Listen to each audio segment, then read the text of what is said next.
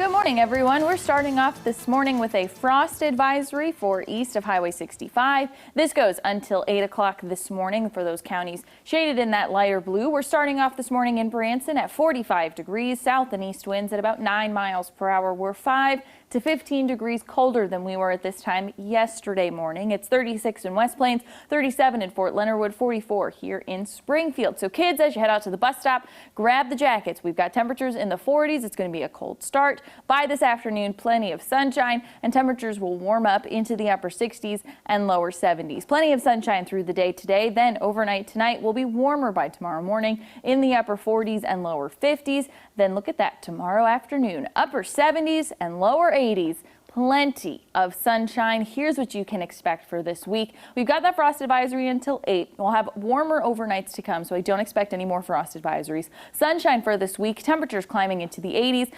Maybe a few hiccups here and there, maybe a cold front trying to come through. It's not going to impact our temperatures, not going to give us any rain chances. And then we're quiet into the weekend with temperatures still in the 80s. Here's a look at the 7-day forecast. A lot of sunshine. Temperatures make it into the lower 80s tomorrow, in the middle 80s on Wednesday, and then we'll teeter between the lower and middle 80s as we head through the end of this week and into much of this weekend.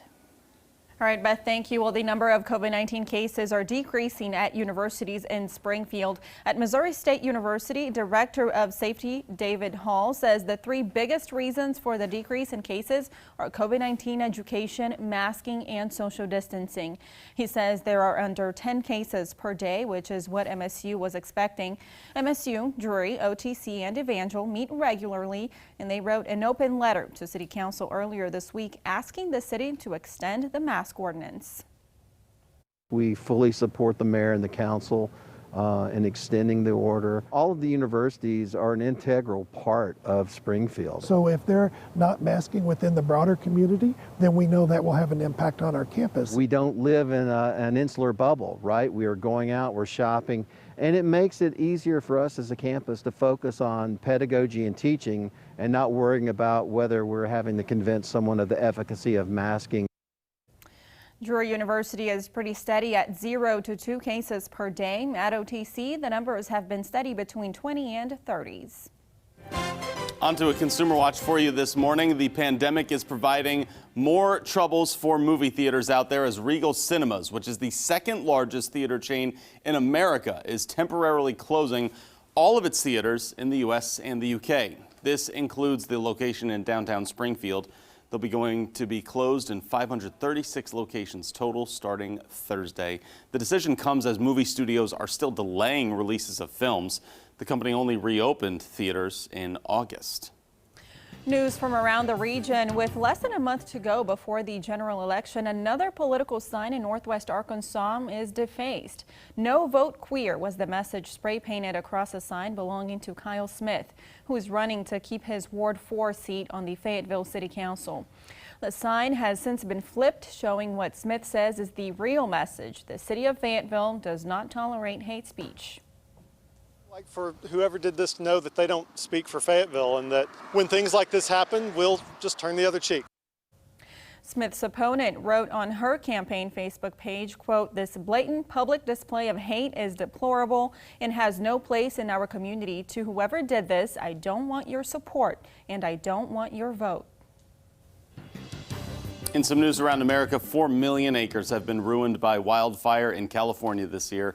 That's more than double the previous record set in 2018. This year's fires have also incinerated hundreds of homes and killed at least 31 people. There are also still 2 months left of the 2020 fire season.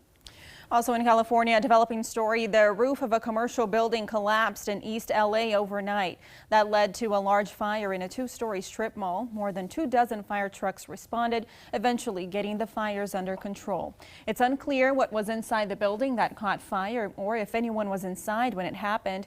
An investigation is in the beginning stages.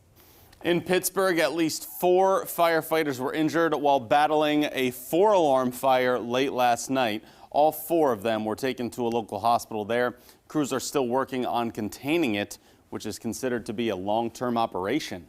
The fire spread to multiple homes and parts of structures have collapsed as well. Around the world, 8 people are missing in France after a storm hit the border regions near Italy.